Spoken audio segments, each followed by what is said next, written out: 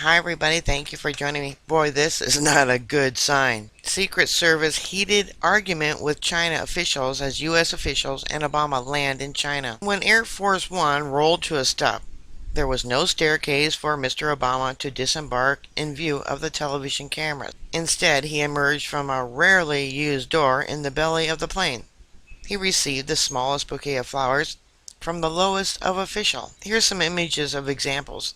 Everyone else got this like executive staircase with blue fluorescent lights and red carpet.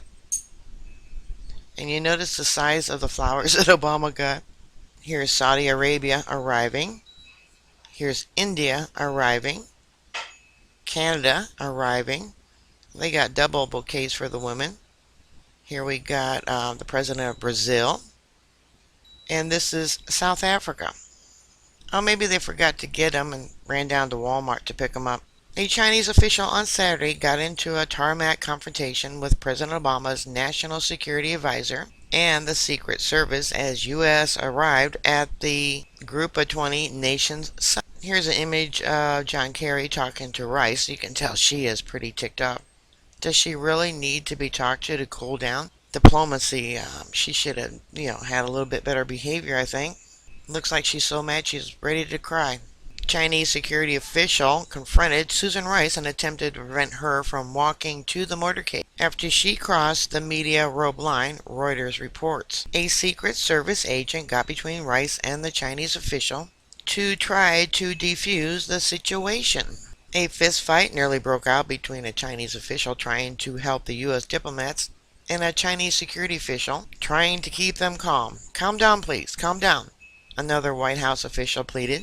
20 minutes before the arrival of Obama and Chinese President Xi Jinping, the two sides were still arguing in the room where the two leaders would soon be touting their cooperation.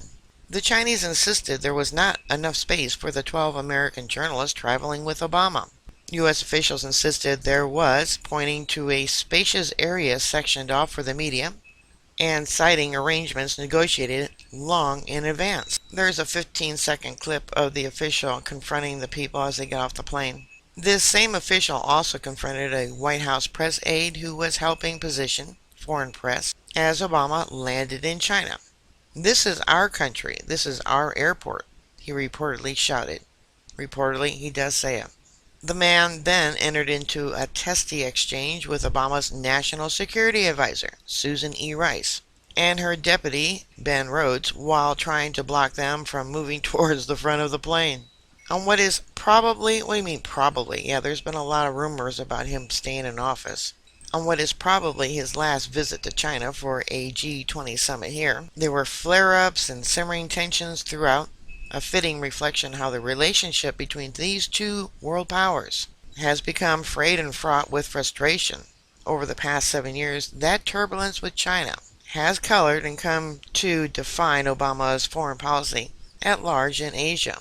On the tarmac, as Obama's staff scrambled to get to lower-level stairs in place for him to disembark, White House press photographers traveling with him tried to get to their usual positions to mark his arrival in a foreign country, only to find a member of the Chinese welcoming delegation screaming at them.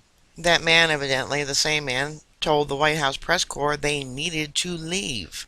A White House official tried to intervene, saying that this is our president and our plane, and the media isn't moving, so they can save face. It says here, it is currently unclear whether the Chinese official knew that Susan Rice was Obama's national security advisor. Right. The 11th G20 summit will begin Sunday in China, the first ever G20 meeting to be held there in China on September 4th and 5th.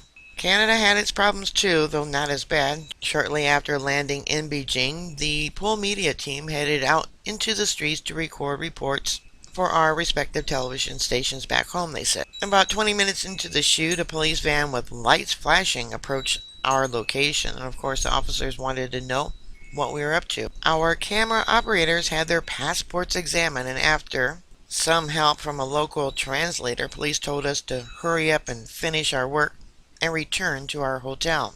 The Chinese government has broad control over domestic media and prevents many foreign media outlets from publishing in the country, including by blocking their websites.